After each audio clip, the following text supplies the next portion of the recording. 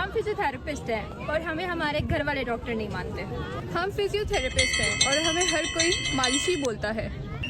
हम फिजियोथेरेपिस्ट हैं और लोग हमें कहते हैं तुम्हारा स्टेथोस्कोप से कोई काम नहीं है।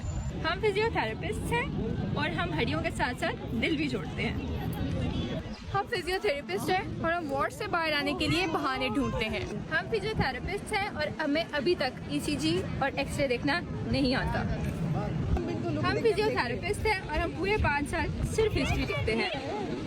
हम फिजियोथेरेपिस्ट हैं और हम चलते फिरते लोगों का गेट असेस करते हैं।